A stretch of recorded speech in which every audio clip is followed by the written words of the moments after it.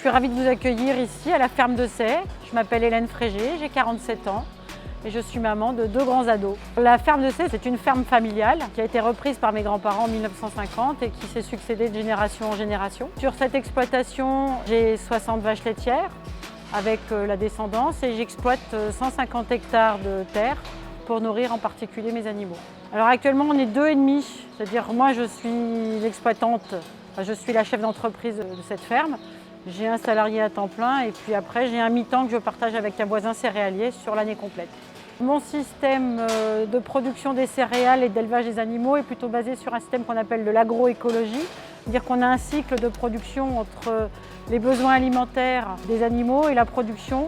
L'objectif étant la recherche de l'autonomie alimentaire, c'est-à-dire produire le maximum de protéines sur la ferme pour ne pas avoir à être dépendant des achats extérieurs. Sur cette ferme, je produis donc des prairies pour les génisses et les vaches qui sont taries en attente de faire un veau. Je produis de la luzerne pour nourrir les vaches laitières. Je produis des céréales telles que le blé tendre et le blé dur. Je produis aussi du lin pour les filières lin de mil, donc la filière bleu blanc cœur. Et je produis aussi du maïs sous forme grain ou en silage pour alimenter mes animaux. Alors pour compléter la rotation, ce qu'on appelle la rotation, c'est la succession des cultures.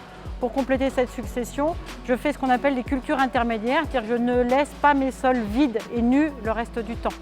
Une fois la récolte faite, on replante systématiquement des graines de manière à avoir un sol qui vit en permanence. C'est ce qu'on appelle l'agriculture en sol vivant et ce qui redonne du dynamisme à notre écosystème.